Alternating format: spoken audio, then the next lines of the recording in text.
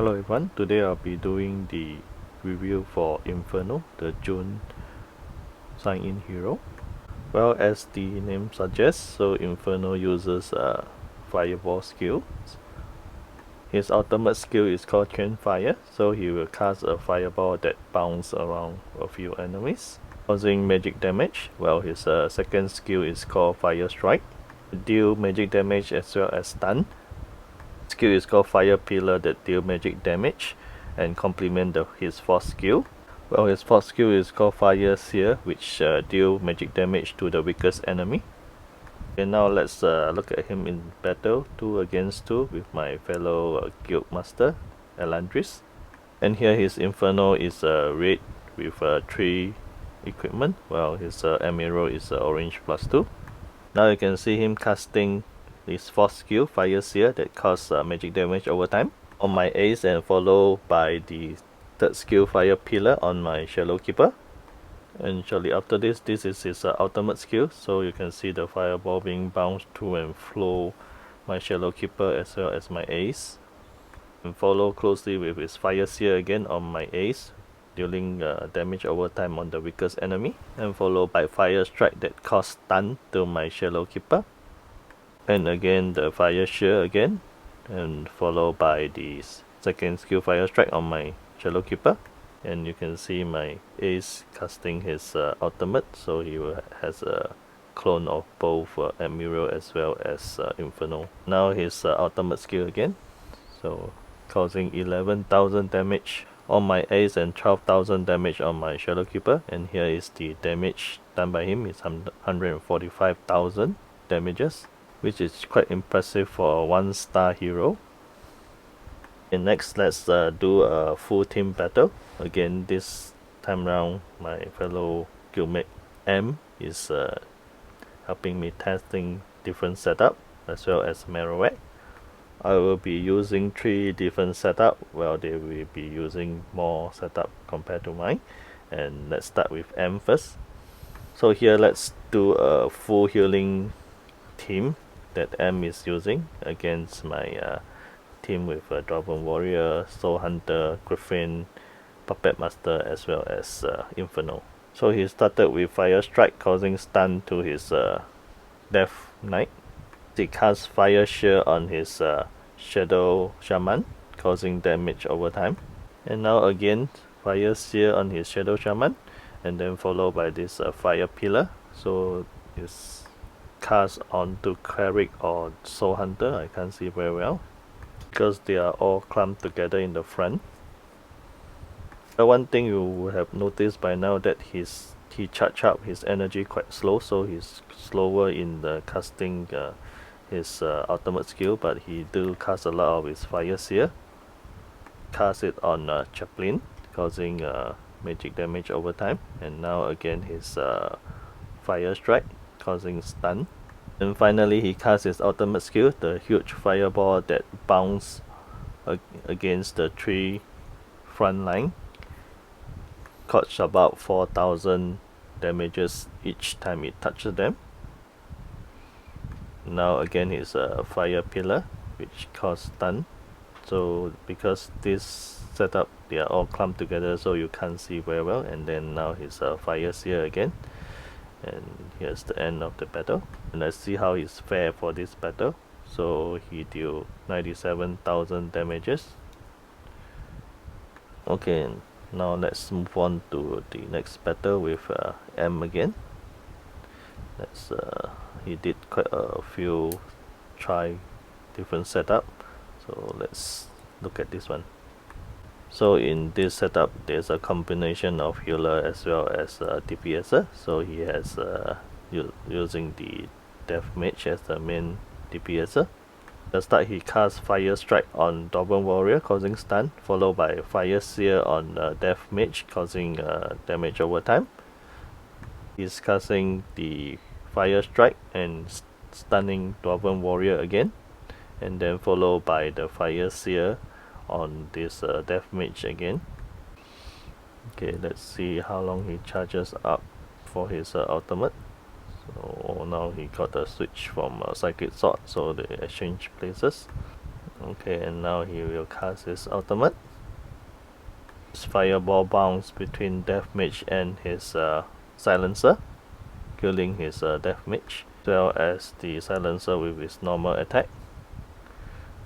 Okay, now it's just left with his Dwarven warrior standing, and we'll see who will do the final hit to kill his Dwarven warrior. And now he did the fire strike, but it was blocked because of the shield of Dwarven warrior, and then fire pillar followed by fire shield.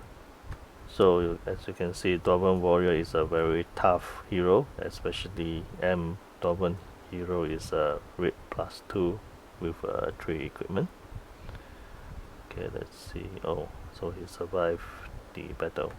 Let's look at the stats. So he did about 95,000 damages again, so short of 100,000 again.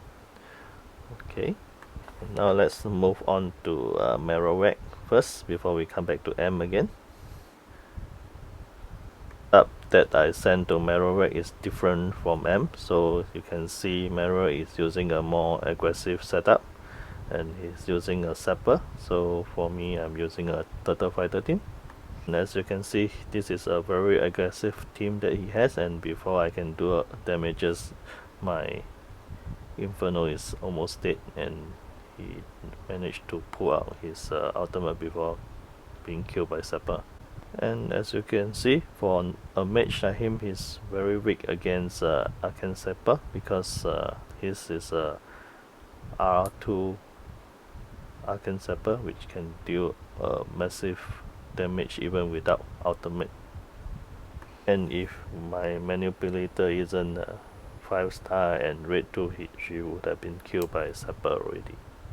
Thanks to Turtle Fighter is diverting attention of his backliner, or else my team will have suffered serious damage by now. I managed to kill his Hidden Needle before she can ultimate, which saved this team. And the battle will be over soon with his last Cross Knight standing. And now let's look at the damages output. So as expected, he dealt less damage, 53,000, because he only managed to pull out one ultimate and he was killed shortly after by Sapper. Okay, let's look at another different battle with a different setup with Marowak again. So now you can see he has tweaked his team setup, so he has now Deathbringer. Also a very aggressive team because Emberblade can deal a lot of damages, especially to the backliner. And almost half the HP of Inferno is taken with his charge. And now here you see him casting Fire Share on Emberblade, and then followed by ultimate of my Rose Spencer killing his Emberblade and my manipulator, and then now his ultimate bounce between the Cross Knight as well as Deathbringer, which didn't do much damage because Cross Knight has his shield up already. Well, I was lucky that I killed his Emberblade early, or else he would be dealing a lot of damages to the both Inferno as well as a manipulator, and I managed to win this team. And he deals about 86,000 damages, which is not bad. Okay, now let's look at another different setup from Marowak. So in this setup, he'll be using almost similar setup as mine, with the exception that he uses Ace instead of Inferno for the last hero. Okay, let's see the battle now. So you can see that okay, so his Turtle Fighter rolled over and disrupted his Fire Strike. Okay, now he casts a Fire Seal on Ace, and then followed by his Fire Strike on the Turtle Fighter, stunning Turtle Fighter. And now his ultimate, and you can see that his ultimate bounce between Turtle Fighter, his Rose Spencer as well as his Soul Hunter. killing his Rose Fencer. So it's interesting to know that he will bounce back to the nearest enemy, no matter how far it is. As you can see, his turtle fighter was standing quite a distance from his Soul Hunter as well as Rose Fencer. Then well, I can safely say that I have secured this battle because his main tank as well as Rose Fencer is down. Okay, so now it's left with his Soul Hunter as well as Manipulator. KO Soul Hunter kill him with his ultimate. Okay, so now it's the last one is Manipulator. Let's quickly finish this. So it's my Soul Hunter dealing his last hit, and he deals about 90,000 damages for this round, and his damages is more than Manipulator. Okay, next let's go back to M again. This time round I'll be trying a different setup again. So this is the third setup I'm trying. So this setup I'm using 2 frontliner and 3 backliner. So this is you can see the formation is very interesting. Oh, his Queen of Curse switch my Inferno to the front position, which is bad for him because he has very little HP. Now he uses his fire pillar and he get killed by Dwarven Warrior ultimate. Okay, so this battle you won't see much of him in action. So let's see how Ace perform here. And here Ace casts his first clone, the Dwarven Warrior. Okay.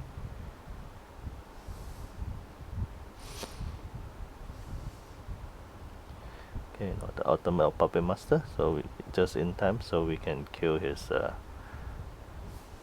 Master Mage, and then my Ace managed to cast a clone of Dwarven Warrior again. Let's see we can win this battle with 1 tank and 2 backliner versus his 1 tank and 1 Cloud Walker. Okay, can we finish him off? No? Okay, yes, his Dwarven Warrior is down and so is mine. Okay, almost there. Okay, oh, we survived. And you can see that Ace completed this with quite a lot of HP left, and as expected, my Inferno dealt minimal damage because he was switched to the front by his Queen of Curse.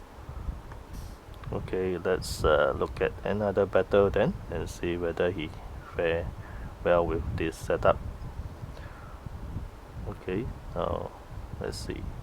This time he has Imperial Executioner, Chaplain as well as the Silencer. And at the start I managed to stun his Dwarven Warrior and then followed by the Seer with damage over time to his Chaplain, which is a good move. And let's see whether Ace can kill him with his third skill. Oh, too late. Now his Chaplain has healed. Reason why I put Ace together with Infernal because they have both this fourth and third skill, which I think will complement each other because they will hit the weakest enemy, and if both of them strike together you should take down the backliner quite easily. And with Puppet Master ultimate which also hit the backliner, so that's why I chose this 3 character to be in the backline. Okay, we managed to take down his Mystic, or Chaplain I mean. So now his ultimate once. Okay, wow, so my tank is all down, so left with all my backliner, Puppet Master ultimate. See whether we can pull this up. Okay, stun by, and then the damage over time. Okay, we managed to kill his Silencer and time over. So he deals 76,000 while Puppet Master deal the most damages this round. Next, let's look at another different battle. Now this time round M will be using a much more aggressive setup with Sorcerers, Imperial Executioner as well as Ember Star, and then his tank will be the Dwarven Warrior. And here you can see the fire strike again, stunning his Dwarven Warrior for a few seconds. Okay, so Ember Star. Okay, as you can see the Ace Exterminator skill, and he managed to kill Ember Star, which is quite good. And now he uses his ultimate and clone his Dwarven Warrior. And next Puppet Master ultimate, and then kill off his Imperial Executioner, and then the Ace Exterminator will take down more of the HP of the Silencer, and then Puppet Master finishing him off. Oh, now it's just left with his Dwarven Warrior with my 2 backliner. Oh, it's just in time. Ace casts his ultimate and clone Dwarven Warrior. Just nice tank for us. Well, as you can see, Ace really shine in this battle because he uses his ultimate at the most crucial time, and then he also uses his third skill Exterminator to kill off his backliner together with Puppet Master. Oh, and we won! Well, I'm surprised because M is using a full red 2 team, while mine is with 3 star and 2 orange plus 2 team.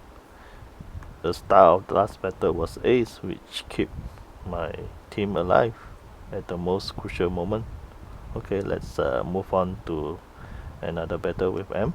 So now he's using a Turtle Fighter team. Let's see whether this team is good against a Turtle Fighter team, because Turtle Fighter will disrupt them by rolling to the back of them.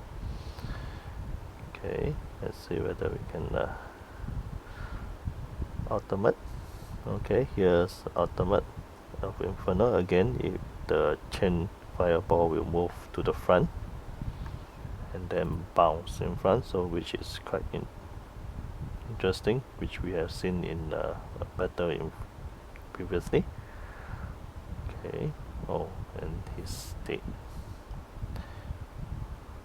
And because his team with Ember Blade, which deal a lot of damages to the backliner, and then the Psychic Sword switch the position of my Ace also.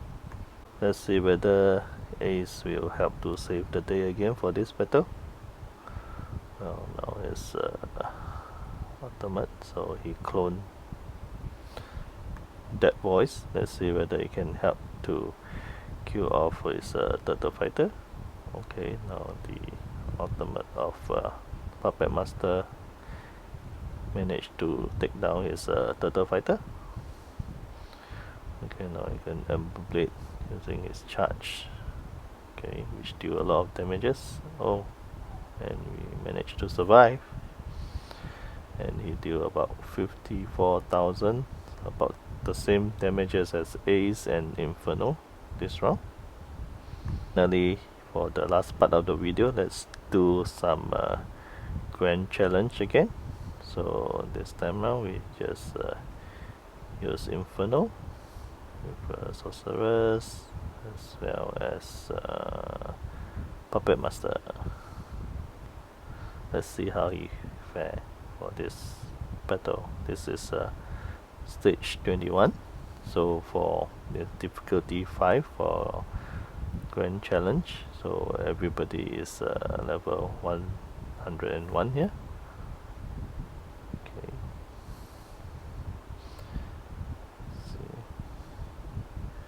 see whether he can ultimate. Okay, his ultimate is here. Let's see. Bounce. Rose Spencer. Okay, Sorceress. Bomb. Let's see his damage output. Well, he do about 75,000 damages. Okay, let's move on to tier 22. Okay, so 21 we don't have no software stuff, not bad. Let's move on to tier 22 now, using the same setup again. for Grand Challenge, I like using Dwarven Warrior because he's of his initial charge skill, so he will stun the front tank. Okay, now Rose Fencer. Okay. So here is Fire Pillar. And then stun. And Puppet Master. Ultimate. Okay, his ultimate. Let's see whether he can kill somebody. Yes, he took down Death Voice. Okay, and the final one. Oh, my Dwarven Warrior barely survived and deal about 57,000 damages this round. Okay, let's see the loot for this round. Tier 22. Okay, not the best drop. Okay, now let's move on to tier 23.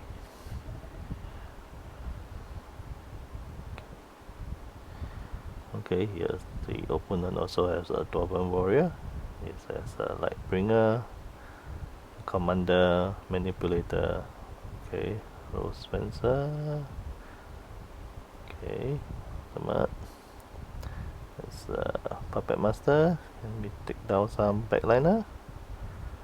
Okay. Oh, he's still alive. Oh, Ultimate of Lightbringer. Oh, and his explosion nearly killed my Rose Spencer. That was very close. Okay. Okay, let's quickly take down Dwarven Warrior before he kills somebody. Okay, his ultimate. Yes, we shall have it now. Okay, we are done. This was a close one. Let's see the damages. So 34,000, not a lot. And you can see the R2 Lightbringer deal a lot of damages, 164 with his explosion. Okay, Silver Lance, which is good. Okay, next let's move on to tier 24. Okay,